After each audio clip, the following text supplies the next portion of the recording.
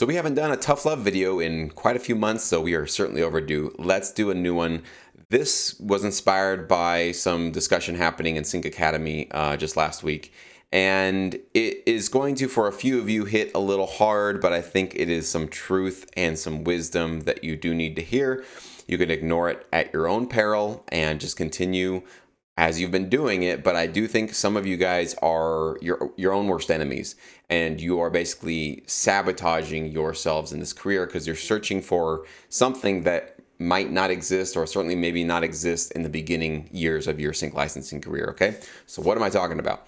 It is this constant search for the perfect deal, and whatever the perfect deal for you is going to be different from the next producer or from me. So for you, maybe it's no perpetuity, meaning that you don't want them to have it forever. Or if they do ask for perpetuity, they give you a reversion clause. And most of the time when you get a reversion clause, they'll say, listen, any track that doesn't get placed in, let's say, 3 years, you can then take those out. But if we get you a track placed in 3 years, we need to keep it because now it's in the hands of our clients and it's just a logistic nightmare to try to take it out and do all that. So we're not doing that. And if the track's been placed, it'll probably get placed again. So let's just leave it alone, right? But some producers are saying, no, I want to be able to take every single track out, even if it's been placed within 3 years. I just want to always have that right. And I want to make sure that I get consideration fees up front, payments up front. I want this, I want that, I want these rights, I want those rights. And so they're constantly going from library to library, trying to find this perfect deal. And every time they go into a library that's even giving them the time of day and listening to the music, they're giving them maybe 80% of what they want, but there's no consideration fee. And so they run away from it because they're like, well, that's not great. Or they give you, a perpetuity contract with a reversion clause, but, they say, well, if we get you a track placed within 5 years, you can't take it out. And they go, well, that's not good enough. I want either 3 years or I want to be able to take all my tracks out, regardless of if they're placed or not. So this is where I say that these kind of producers are shooting themselves in the foot, because any industry that you want to be involved with, let's say you want to get into real estate and you want to start investing in multiple properties, you want to generate income, you want to swap those properties out for bigger properties when you sell them so you don't pay the capital gains taxes and all this kind of stuff, right? I know enough people. I'm not in real estate, and I certainly am not an investor, so I'm not claiming to be an expert on this, but this is just common sense that if you are trying to get into that world, looking for the quote-unquote perfect deal to get your foot in the door is a really unwise move, because you can constantly be looking for the reasons why this deal isn't the right one for you, and then you're always passing on opportunities that are basically right in front of you. Not every deal and every contract that you come across is going to be a home run deal that's the best thing you've ever seen, and it's at a rock bottom price, and it's going to produce all this income for you, and you're going to completely be off to the moon and maybe be able to retire in 2 months. Not every deal is that good, and that's the same thing in sync licensing. Not every library is going to give you the ideal, perfect contract that you've been dreaming of, that you want in your career, right? But so is that a reason why you shouldn't get that first deal, why you shouldn't buy that first apartment complex or single family house or commercial building or land or whatever it is? Because it's not perfect, should you not get started? That's your choice, but just think about what you're doing when you constantly are saying no to all these pretty fair deals, but not perfect deals, right? You keep saying no, no, no, no. Time is just going by, right? You're just getting older. You're not getting any more time. So you getting started by trying to get your foot into the door of this business, by getting some royalties generated, by getting some kind of a catalog built up with a library, all of that is just being wasted as you keep saying no to these deals. So again, with a caveat, I'm not saying to sign any deal that you get, because who cares, right? You still need to have your requirements and your line in the sand and what your minimums are for you to feel like you're being appreciated and valued by this library, and that it's going to be giving you this incentive to work hard for them, okay?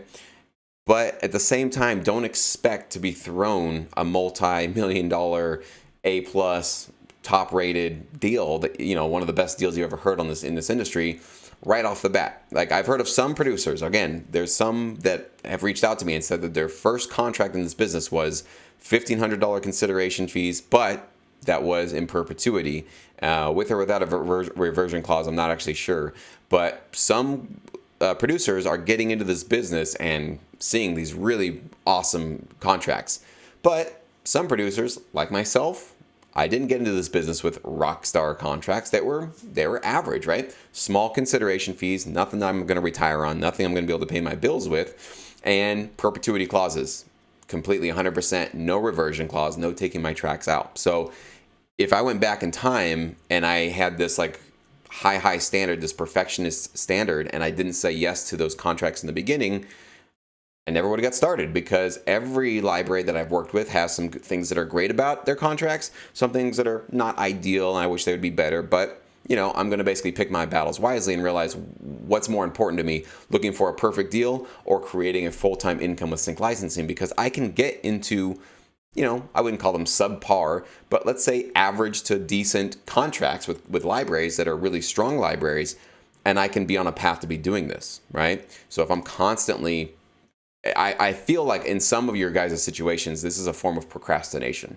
So rather than jumping in with a library and taking this risk, which is scary because you might have to commit a lot of work and a lot of time into a library you're not sure is actually going to pay off for you. That's the big sort of gut, kind of uneasy feeling that we all get when we're starting to work with a library. Hopefully you have enough excitement with them and they're giving you some great communication cues so you can kind of talk yourself out of that fear and into a place of, all right, I'm going to just keep my optimism hat on and I'm going to feel really good about this opportunity. And we'll see, we'll kind of see what happens as the year goes on. But rather than taking that risk and going through that uncertainty, it's easier just to go, I saw an error. There's a problem here. This isn't ideal. No thanks. I deserve top-notch quality contracts for my top-notch music. So just being real with you guys, it would be awesome if we all had these amazing contracts that all paid us tons of money and gave us all these rights and all this stuff. But you got to realize you're not the only person in this industry, okay? A library has a very important role and they have considerations. Again, they're not out to screw you over. I think some people are putting it in this frame where it's like, well, they just want to control my music for the rest of my life, and that's just unfair. They don't really care about controlling your music. Believe it or not, this is not a personal thing where they're like, well, we want to go in and grab all that hard work that they did. A lot of the stuff comes down to logistics. So imagine that you're a library and you have all these different composers submitting to you, and they all have these different rights in terms of, well, I can take my tracks out in 1 year, I can take my tracks out in 3 years, I can take my tracks out in 5 years, or I can take my tracks out whenever I want as long as I don't feel like they're being performed well. Imagine yourself as a library trying to shop this music to your clients, but then also knowing in the back of your head, you have to tell some of them at certain points, hey, I know you've been using that track for a lot of your TV shows, but the composer now wants it out, so sorry, we have to take this really cool thing that you've enjoyed from us away from you. How does that affect their business? Well, they're going to lose all their clients because their clients are like, dude, this library sucks. You start using their music and, half of the stuff that you start using, they want to take it out because their composer finds some other deal. Like, well, forget this library. We're not working with them. That library's out of business. And guess what? You're out of business because you're not getting any placements with them anymore. So try not to take it personally when these contracts get offered to you. Just see them as an offer, right? And they're not going to be perfect, but as long as they are decent enough and they're valuing, for me, usually what I'm doing is I'm, thinking about my royalties. So that writer share, keeping 100% of my writer share, which is 50% of the royalties generated from this music. As long as that's coming to me, I'm feeling really, really good about that. Consideration fees, it feels great to get those. If you don't get them, it's not the end of the world for me. Reversion clauses, again, I don't expect, sometimes they're offered. I just don't, for me, I haven't dealt with a lot of them in my career. And I've just sort of accepted that risk that if I'm going to spend a lot of time investing into this library, I know that some of these, and in fact, many of my tracks just will never get placed and I can't take them out and do anything else with them. It's okay. It's actually okay. I've been able to still survive. I've been able to do really well in this business. I've been able to not have to go get a day job. It's been my number one source of income. So you can get through this business without getting these rock star deals. So I wanted to give this little wake up call for some of you guys that might be expecting things up here that might not always be there. So anyways, hopefully this helps. Let me know what you guys think about this. Please leave your comments below. I love reading them.